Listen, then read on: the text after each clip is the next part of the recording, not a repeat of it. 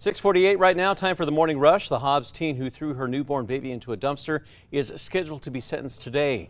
Alexis Avila faces a minimum of 12 years in prison and could get up to 18 years for child abuse resulting in great bodily harm and attempted first-degree murder. Now, she was caught on surveillance video throwing her newborn into a Hobbs dumpster and then driving away in January of last year.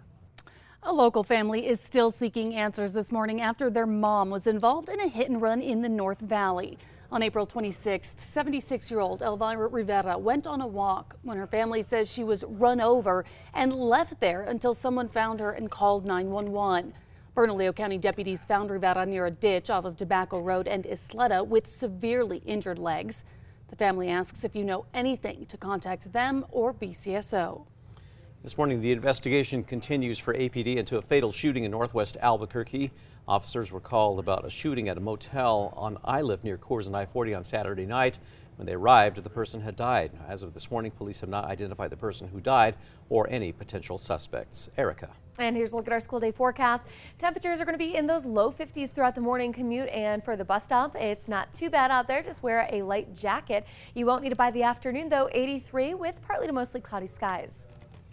Happening today, Santa Fe County commissioners are set to decide what happens to plots of land at the center of a heated debate. Some residents who live in the area near the village of Agua Fria are asking the city to be absorbed into the village to improve their ability to vote and get land use permits. However, opponents say that ordinance would impede the development of affordable housing. Albuquerque City Council is set to talk about a number of topics this evening. Councilors are expected to address the controversial push to limit the powers of the mayor and move some of the administrative powers to a council-appointed city manager. The council will also consider adding an amendment to the city's speed camera ordinance. That meeting is scheduled for 5 p.m. Residents will be able to give input on what to do with the campground in the Gila National Forest. The Grapevine Campground closed last year because of post-fire flooding. An open house to discuss proposals for the future of the campground is scheduled for today from 4 to 7 at the Grant County Business and Conference Center. Written comments can also be sent to the National Forest through May 15th. And here's a look at our threat index. We are going to see that at low to moderate today because we could see some occasional gusty winds from nearby Virga and some showers in northeast New Mexico near the Sangre de Cristo. The FDIC has now seized First Republic Bank. That is the third major U.S. bank to fail in 2 months. According to the California Department of Financial Protection, it has accepted a bid from J.P. Morgan Chase to assume all of the bank's deposits. It's an effort by the federal regulators to restore confidence in the banking industry. The U.S. State Department says nearly 1,000 Americans have been evacuated from the war-torn country of Sudan.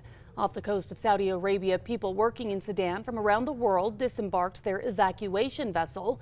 The Amana ferry delivered nearly 2,000 people to safety. A U.S. naval craft arrived in Port Sudan yesterday, marking the beginning of week 3 of the Sudanese conflict. The mayor of El Paso is now issuing a state of emergency ahead of an expected rise in the number of migrants trying to enter the U.S.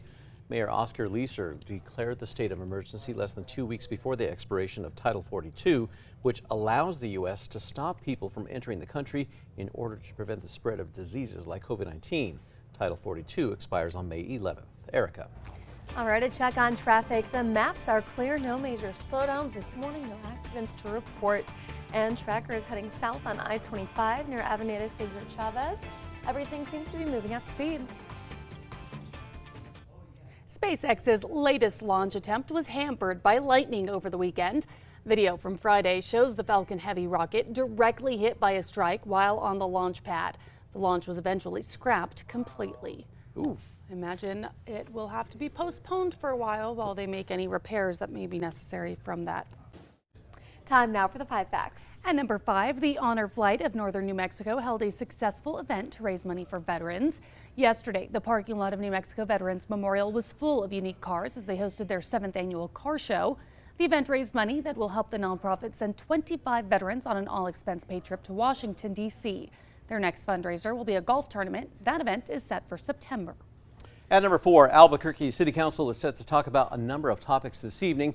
City councilors are expected to address the controversial push to limit the powers of the mayor of Albuquerque and move some of the administrative powers to a council-appointed city manager. Council will also consider adding another amendment to the city's speed camera ordinance that states if a speeder in a vehicle has 3 or more defaulted unpaid tickets, they will not be allowed to park on city streets. That meeting is scheduled at 5.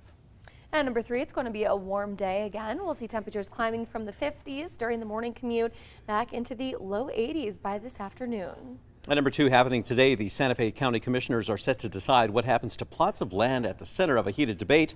That land is located on the north side of Santa Fe near the village of Agua Fria. Some residents who live in that area are asking the city to allow themselves to be absorbed into the traditional village to improve their ability to vote and get permits for land use. However, opponents say that if the ordinance were to pass, it would impede the development of the affordable housing in the land's empty lots. And number 1, a local family is still seeking answers this morning after their mom was involved in a hit and run in the South Valley. On April 26th, 76-year-old Elvira Rivera went on a walk. They say on her way back home, that's when she stopped under a tree to take a break and was run over. They say she was left there until someone found her and called 911. Bernalillo County deputies responded and found Rivera near a ditch off of Tobacco Road and Isleta. She was unconscious with severely injured legs. The family is asking if you know anything to call them or BCSO.